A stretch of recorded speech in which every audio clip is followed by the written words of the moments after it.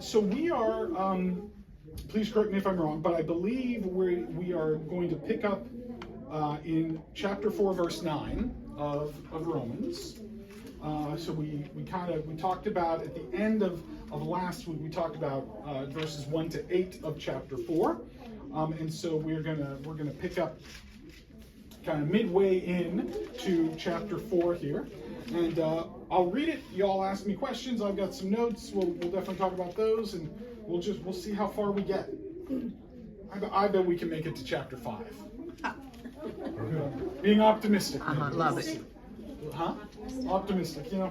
All right, so chapter 4, verses 9 to 12. In this blessing then, is this blessing then pronounced only on the circumcised or also on the uncircumcised? We say faith was reckoned to Abraham as righteousness. How then was it reckoned to him? Was it before or after he was circumcised? It was not after, but before he was circumcised. He received the sign of circumcision as a seal of the righteousness that he had by faith while he was still uncircumcised. The purpose was to make him the ancestor of all who believe without being circumcised, and who thus have righteousness reckoned to them. And likewise, the ancestor of the circumcised, who are not only circumcised, but follow the example of the faith that our ancestor Abraham had before he was circumcised. All right. So, Paul is not just here figuring out how many times he can say the words circumcised and uncircumcised in 3 verses, okay, the 4 verses. That's not his point. Paul is continuing on from the thought earlier in chapter 4, where he now he needs to make an argument. He has just made the argument that all have sinned, right, and therefore been separated from God's presence. And so now he wants to make further this argument by explaining that if all have fallen short of God's glory, then that doesn't only mean Gentiles.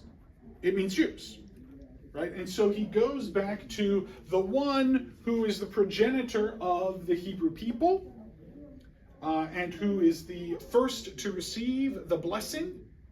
So he goes to Abraham. And he makes this argument that Abraham was blessed, and Abraham received, what's the word we keep? Rightification, right? He received righteousness, he received justification, he was made right, not as a result of what he did in terms of following the law. Because in fact, there was no law. He was justified, not even kind of the proto-law of circumcision was there yet. He was justified, he was made right prior to that, simply as a result of his faith, meaning not up here belief, right, but meaning he changes loyalty, right? And for Abraham, it really is a change in loyalty, because he had previously been loyal, likely, to one of the gods of either Haran, where he probably grew up, or where he perhaps was born, right? So he would have been loyal to one of those gods, one of those pantheons, and now he switches loyalties to Yahweh, to the God of the Hebrew Bible, the God that we know. But that's how he was reckoned righteous. Does that make sense? Versus those that are Jews now that are righteous because they're following the law and they're circumcised. So Paul would say, versus those Jews today, but he would say who think they are righteous, because the law cannot actually justify, right?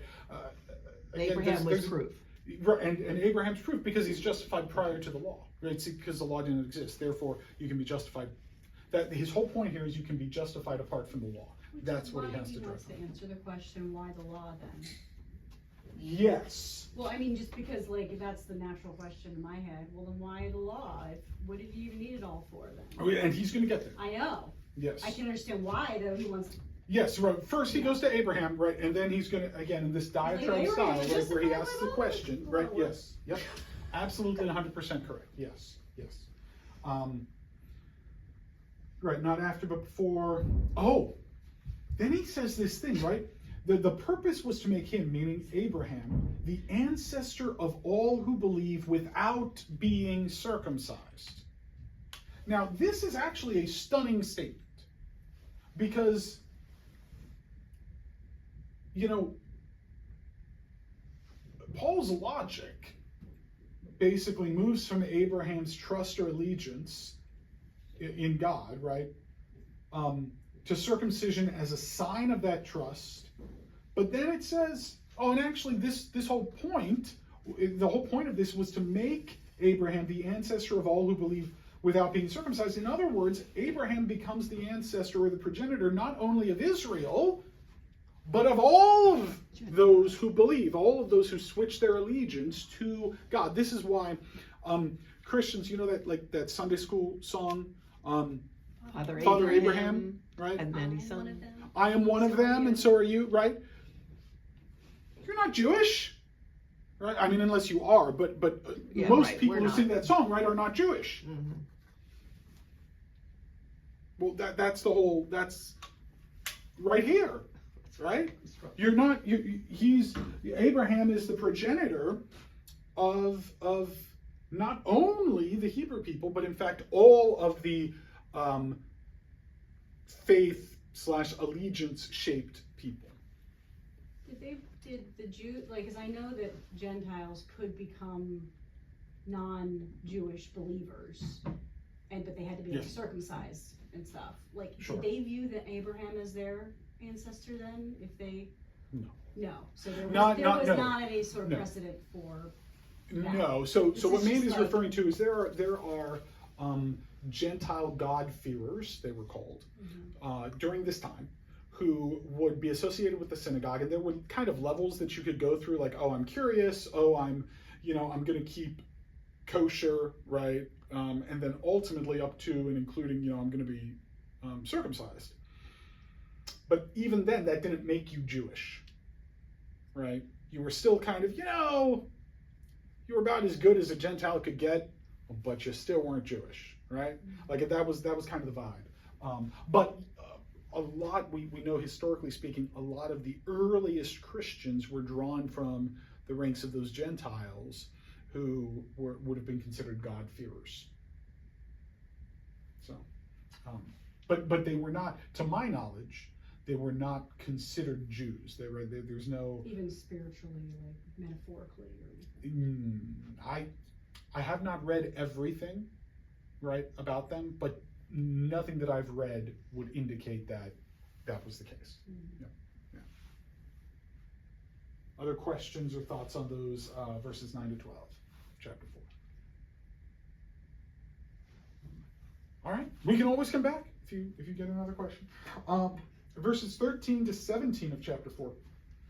For the promise that he would inherit the world did not come to Abraham or to his descendants through the law, but through the righteousness of faith. For if it is the adherents of the law who are to be the heirs, faith is null and the promise is void. But for the law brings wrath. But where there is no law, neither is there transgression. For this reason, the promise depends on faith, in order that it may rest on grace, so that it may be guaranteed to all his descendants, not only to the adherents of the law, but also to those who share the faith of Abraham, who is the father of all of us, as it is written, I have made you the father of many nations, in the presence of the God in whom he believed, who gives life to the dead and calls into existence the things that do not exist. Wow. Okay. Where do you want to start? I just glassed over. Yeah, right. Okay. So where do we want to start here? Okay, so he starts by shifting his argument just slightly, and no longer speaking strictly of circumcision versus uncircumcision, but instead kind of the law more generally. We might imagine he's envisioning keeping kosher, might be envisioning the sacrificial system, Sabbath adherence, all of that kind of thing. Okay, so he's broadening it out.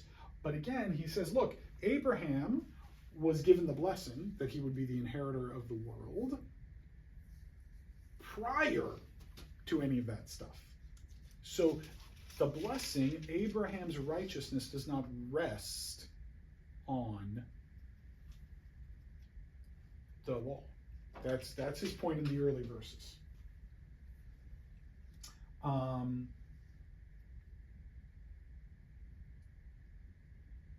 Then he has this really, wow, verse 15, right? So all of verse 15 of chapter 4 is essentially a teaser trailer for arguments Paul's going to pick up and clarify in a couple of chapters. Okay, like for real, it's basically a teaser chapter. He's going to come back to the entirety of verse 15 with slightly different words in chapters 5, 6, and again in 7. Right? So you just get, this is just the little. I'm not even talking about the theatrical trailers like before movies. No, I'm talking about like the 30-second YouTube trailer that you get. Right?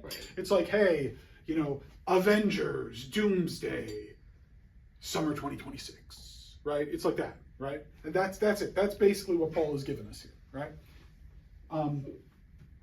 So it's a teaser trailer, but Beverly Roberts-Gaventa writes, quote, in chapter 7, Paul will explain how it is that God's holy law can produce sin, because that's what he's saying, right? But for now, he allows that provocation to linger uninterpreted. I mean, imagine if you are in the church in Rome.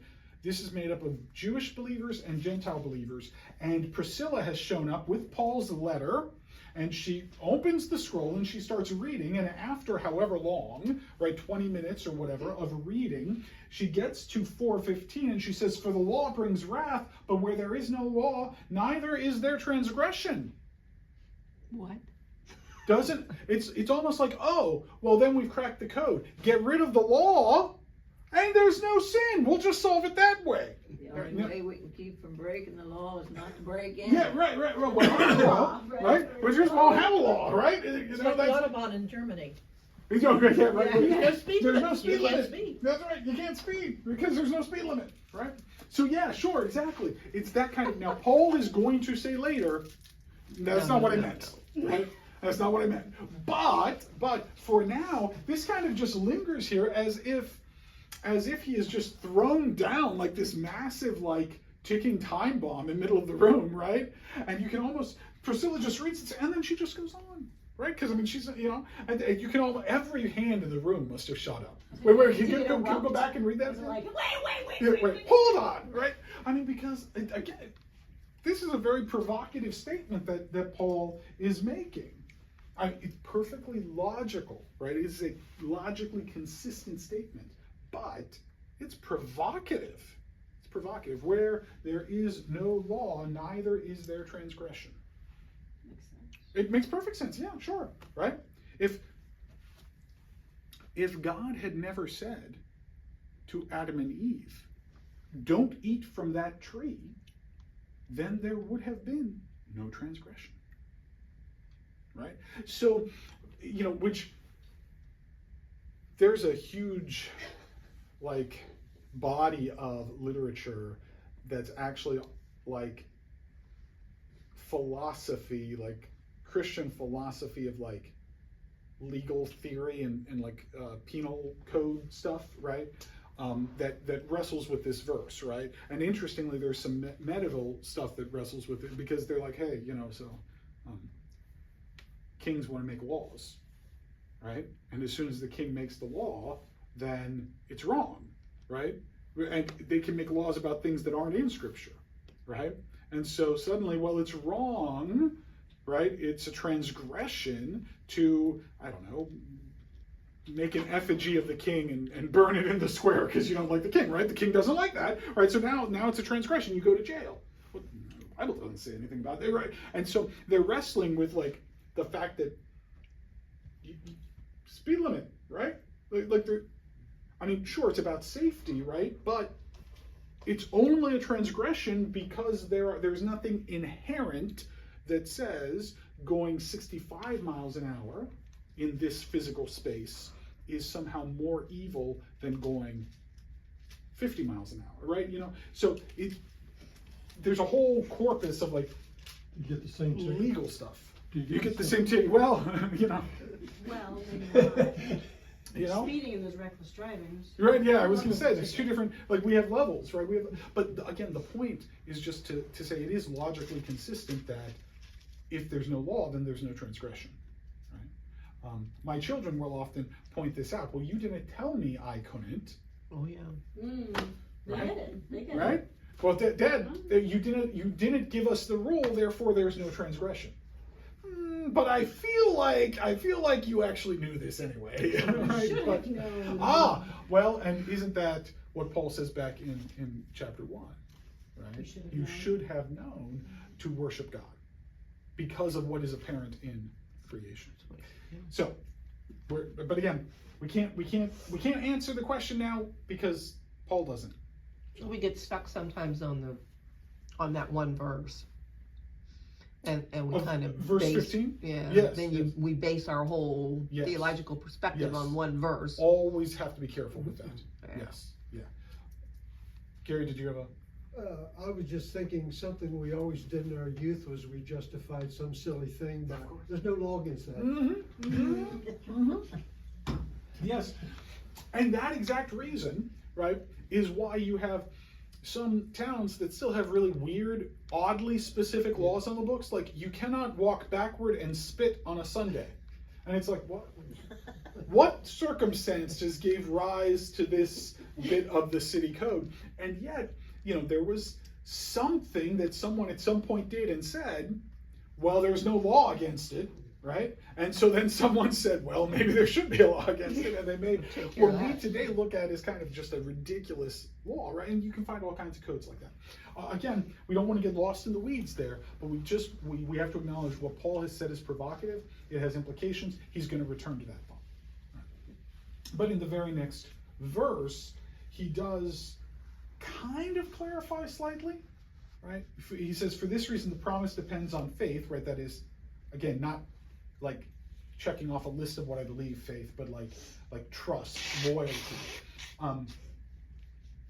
So his point is ultimately that the promise God made to Abraham depends not on the law, which Abraham never had, but rather on loyalty, on faith. Why does it depend on faith? So that it can rest on grace and thus be guaranteed to all Abraham's descendants, both those who are adherents of the law, Jews, and also those who are not and yet still share in Abraham's trusting response to God's faithfulness. So the point isn't genetics, but how one responds to God's action. Does that make sense? Yeah, this would also make sense because understanding the big picture of the big conflict that's going on in Rome. Because when we started off in the very beginning, we talked about, you know, the Jews and the Gentiles in the church, and then the Jews got kicked out, and then they ended up coming back, and the Gentiles now are already taking over the church, and now the Jews are, you can see how this is beginning to help understand, hey, we can't, these conflicts are gotta go. I mean, this is not, we're all equally. Yes, and that is one of Paul's main arguments, not the only one, but one of Paul's main arguments throughout the letter to the Roman church, right? Is, look, Jews and Gentiles are not separate or one above the other, but in fact are all equal under God's grace, right? Which is, again, why it needs to be grace, because if it's based on something that I have done, an observance, then, well, I've observed this, you have not, so therefore I am in some way better, right? And Paul says, no. If we're all under grace, then we're all equal. No one can boast, which is what he says in 1 Corinthians and in Galatians, I believe, about the boasting. All right. Then he gets to the end here of verse 17, and he describes God as the one who gives life to the dead and calls into existence the things that do not exist. So, undoubtedly, this is a sideways reference to Jesus' resurrection. Right? He gives life to the dead, like he gave life to Jesus following Jesus' crucifixion.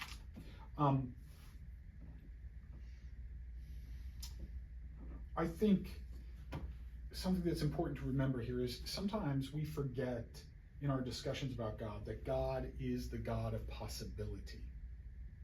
God is the God of possibility. So I think sometimes instead of that, we imagine that God is kind of a wrathful God who cuts off possibility, or we may imagine that God is the God who keeps the checklist, almost a Santa Claus kind of view of God, right? Like, he's making a list and checking it twice. I'm going to zap you if you don't Yeah. fulfill the... Yeah, right, exactly. Yeah, right. Sometimes he does zap you. Well, it certainly feels like it, yeah. And at times, right?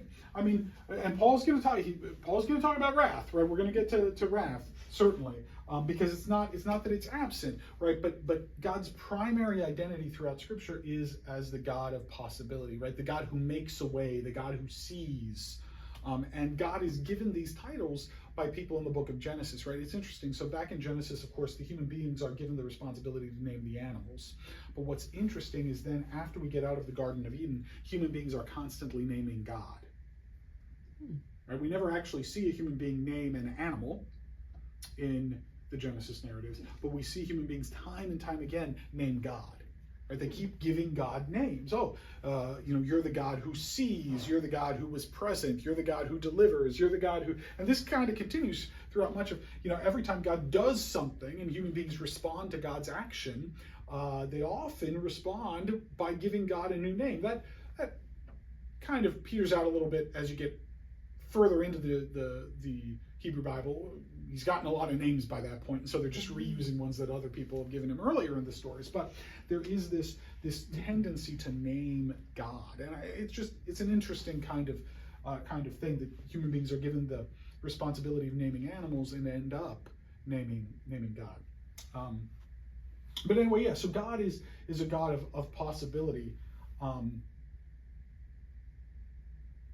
So I just think that it's worth keeping that in mind, even while human beings are in bondage to sin and death, right?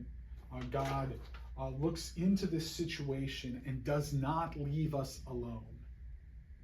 God looks into the situation of humanity's bondage to sin and death as powers, as concepts, and God steps into our story in the person of Jesus and rescues us from the powers of sin and death.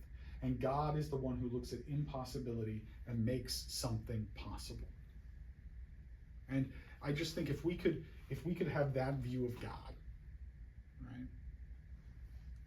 right? That God is the one who looks at impossibility and somehow out of impossibility draws possibility, right? Makes something possible out of impossibility. I think we would have a much better understanding of God, and frankly, a much better ability to live out the Christian life. Right? So often, I think we become overwhelmed by what we see as impossibilities. And to Paul's point here in Romans, many people at this time saw as an impossibility Jews and Gentiles being together in one body. And Paul says no, because God's the God who calls possibility out of impossibility. Right? He's the God who calls something out of nothing. And if God can do that, then he can bring Jews and Gentiles together in one body. Right? And he can bring people who have theological disagreements together in one body. He can bring people who have social disagreements or political disagreements or anything else. God can bring them together in one body because God is the God who brings possibility out of impossibility. Now, in another passage, he'll say, with human beings, it's impossible, but with God, all things are possible. All right. Any other questions on those through verse 17? Oh, we're making good time. We will get to chapter 5. You'll have 20,000 questions on this next section of chapter 4. We'll never make it to chapter 5. So now bear in mind, again, here's the problem with chopping them up into sections, right? Paul didn't do that, right? So he's making a continuous argument, right? So he has just said that, in the presence of the God in whom he believed, who gives life to the dead and calls into existence the things that do not exist, hoping against hope, he believed that he would become, that is, Abraham believed that Abraham would become the father of many nations, according to what was said, so shall your descendants be. Abraham did not weaken in faith. Again, don't think checklist of things to believe, think loyalty. He did not weaken in loyalty or in faithfulness when Abraham considered his own body, which was already as good as dead, for he was about 100 years old. And the barrenness of, Paul didn't mince words. Paul does not mince words. And the barrenness of Sarah's womb. No distrust made him waver concerning the promise of God, but he grew strong in his faithfulness as he gave glory to God, being fully convinced that God was able to do what God had promised. Therefore, it was reckoned to him as righteousness. Now, in other words, it was reckoned to him, were written not for his sake alone, but for ours also. It will be reckoned to us who believe in him who raised Jesus our Lord from the dead, who was handed over for our trespasses and was raised for our justification. Okay, so Paul wants to now illustrate that God is the God who brings possibility out of impossibility. And so again, he reaches back to Abraham, and he reaches back to the in some sense, ultimate creation of the Hebrew people. Because if Abraham has no descendants, then there are no Israelites, right? There are no Hebrews. And so he reaches back here and he says, see, God brought possibility out of the impossibility of a guy who was already as good as dead, and his wife who had a barren womb. God brought possibility out of that impossibility. If he can do that, then he can also reckon it to us as righteousness. That is, reckon that our trust, our loyalty given to God.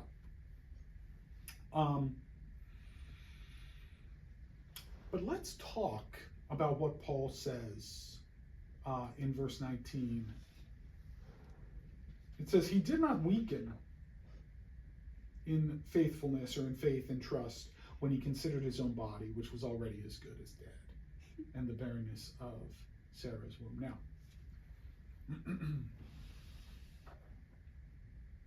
Paul says here, Abraham did not abandon his trust in God. But if you know the Abraham story, he was a deceiver. Abraham, well, I don't know that Abraham was a deceiver so much as he constantly was like, all right, I'm gonna help you out, God. Right? Right. And Sarah was the same way, right? So Sarah's like, hey, look, use Hagar, right? My slave woman, right? So, I mean, there's just so much wrong with that as we look at it, right, on multiple different levels. Mm-hmm. And yet, Abraham's like, yeah, this is fine. This is a good idea. It was not a good idea. It did not work out well for anyone involved. And in the end, God's like, dude, I got you. Why are you trying to go around me? And Abraham's like, well, I'm trying to go around you because it's been 57 years and, there's no kid, and you may not have noticed, but I'm 100 years old and she's 90, and I don't know anyone who's had kids this late, right? Like, you know what I'm saying?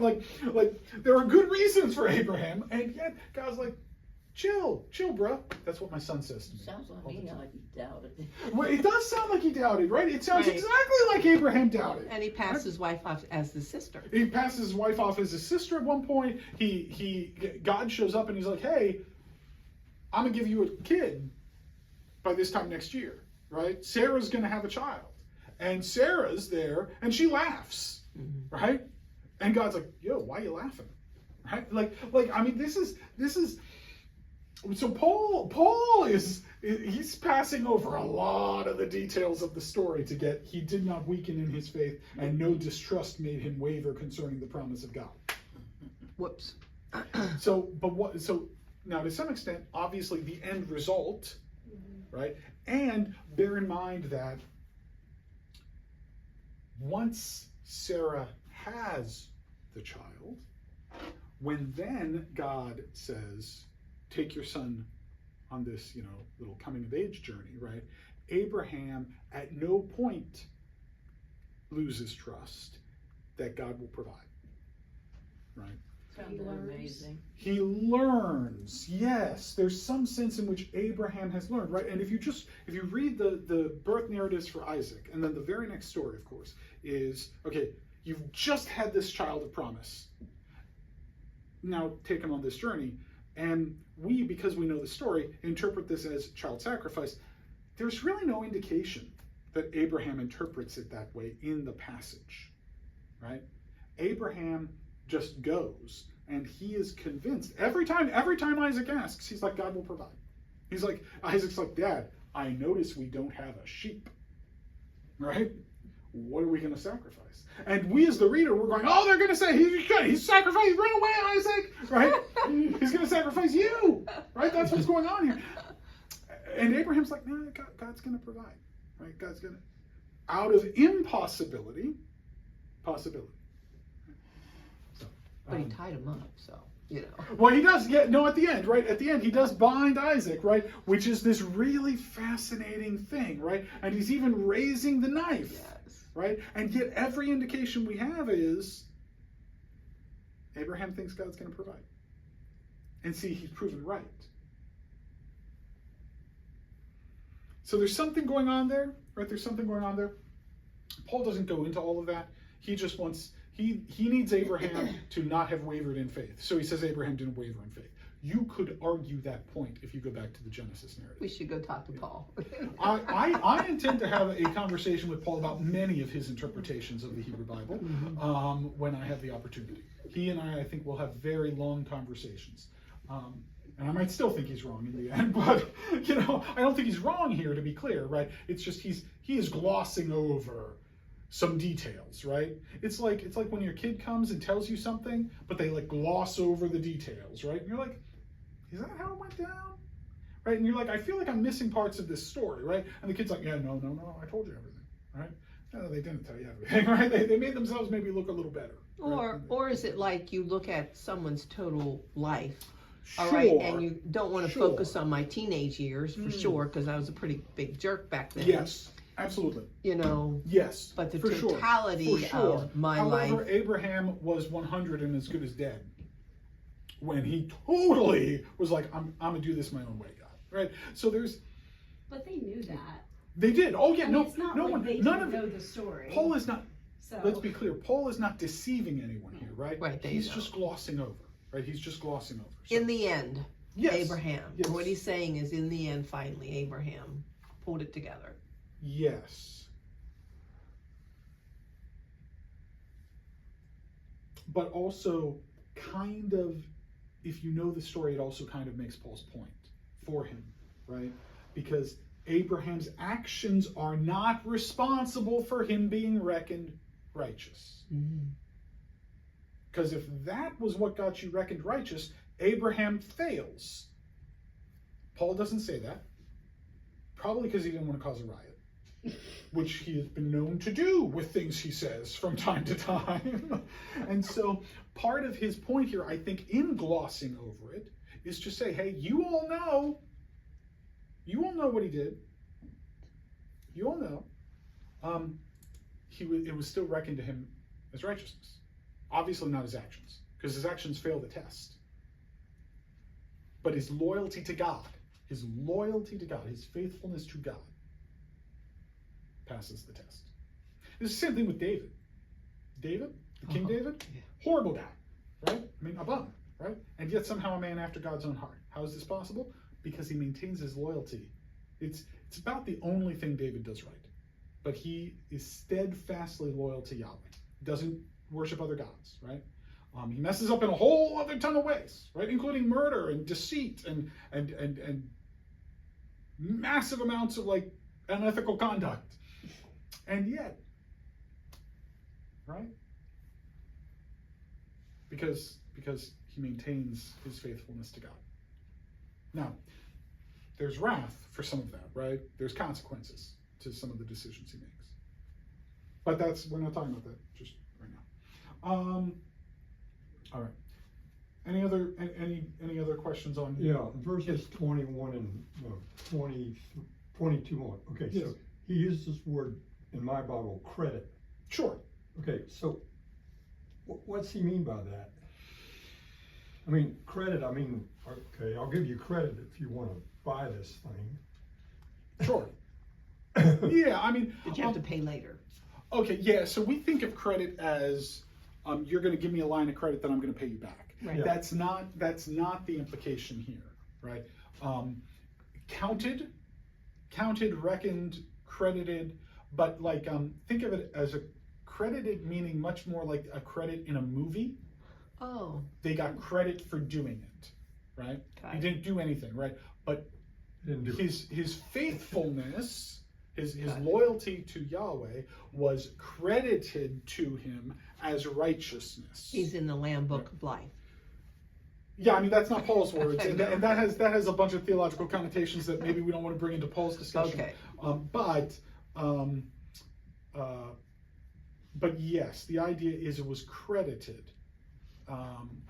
Almost so. Speaking of movie credits, right? Like so, sometimes someone gets a writer's credit on a movie, right? Like written by whoever, and by the time the script actually gets to like its final form, the person who's credited with writing it, they didn't write any of it. Not a single word there. It's been transformed, but it's credited to them as if they were. It's reckoned as if they were the writer, but they didn't actually write. You know what I'm saying? Just the way how many drafts it goes through and all of that.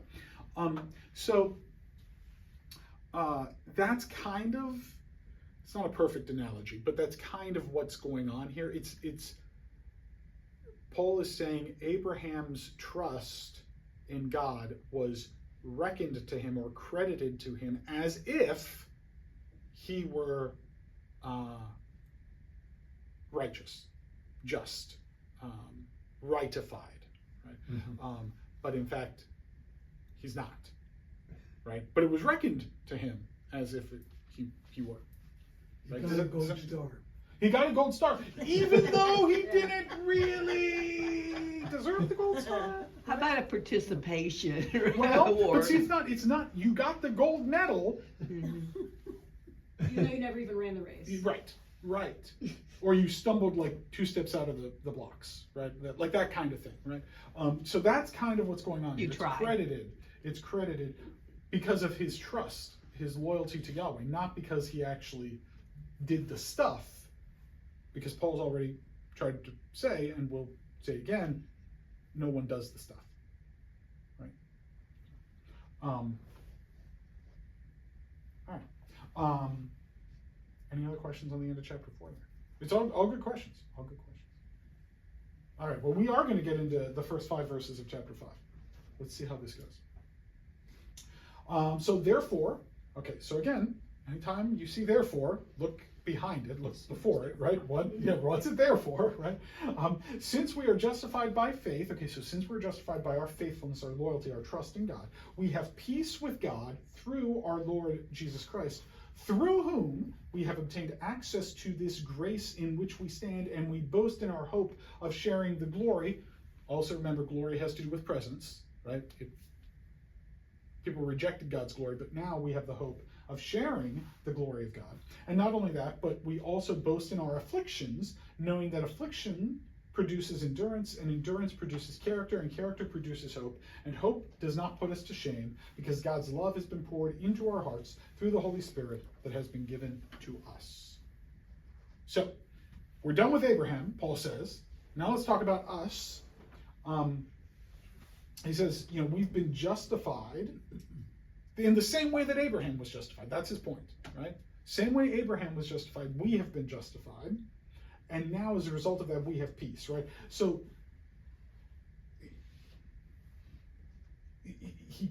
Paul turns to the results of this justification that Abraham has talked about, before then turning to a discussion of Jesus' defeat of sin and death, which is going to come later in chapter 5.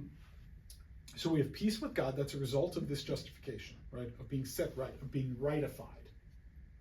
We now have peace with God.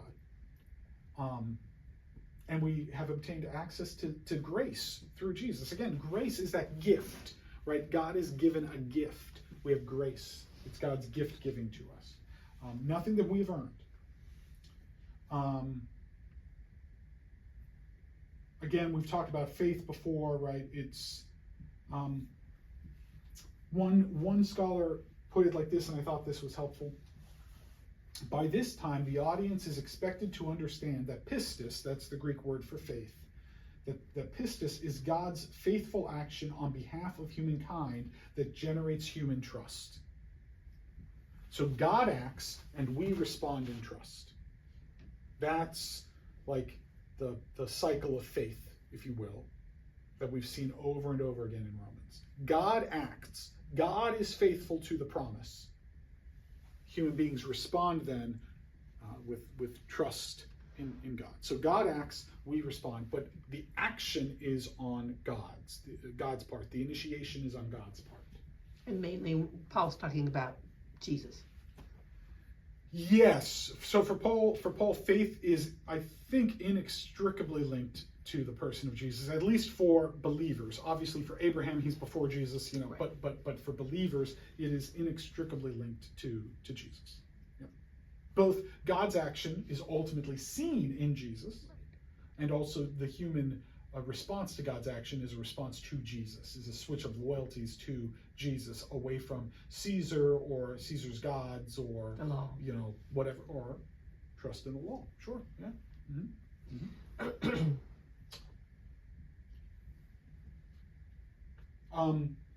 Then he goes on, he talks about boasting in afflictions. And so there's this thing with glory, right? And glory and honor were really important in Greco-Roman culture. If you didn't have much honor, then that was bad, right? And socially that had a cost. And so now potentially sharing in God's glory, what could be more honorable or glorious than God? Nothing. So Paul is making this connection here. And yet it's an upside down kind of connection, right? Because we have glory, but we boast in our afflictions. Those who had honor and glory weren't supposed to have afflictions. You know what I'm saying? But there was no honor and glory in Jesus' death. So it's totally turned upside Certainly, down. right. Well, in the Greco-Roman world, Yes. his death was dishonorable. And yet it in fact Became is honorable and glorious in all of this. So yeah, Paul is just doing his turning everything on its head. But I do think it's just important to keep in mind that he said previously human beings exchanged God's glory for a lie. But here, because of Jesus' resurrection, human beings have a chance to reclaim participation in God's glory. Right? So Paul has now looped all the way back to chapter 1. We've talked about Paul's circular arguments, right? How he picks up things earlier. Or here in chapter 5, he's looping all the way back to chapter 1. And he's saying, hey, remember? We exchanged the glory of God for a lie. And now he says, but now through Jesus' resurrection, there is a correction to that. We have another opportunity to be in God's presence and to experience his glory. We should be happy in all things. Give thanks for. Yeah, well, that's part of, the other part of affliction for Paul is absolutely persecution aspect, right? Affliction is persecution. Problems and troubles. And so Help you learn right. patience. And so he says, right, when that affliction comes, right, it produces endurance, right? Don't be upset by the affliction. I mean, I think probably everyone was upset by the affliction anyway, but like his point is, it produces something in you that's good, which again is not really a Roman idea. It feels like it's saying a little bit like that affliction is not shameful. Yes, that's exactly what he's saying, right? Whereas your culture, your society thinks affliction is shameful. Right. In fact, it's not. Right? In fact, it produces endurance and character and hope that does not put us to shame. Right? The hope does not put us to shame. Because God has poured his love into our hearts. So, does that all make sense?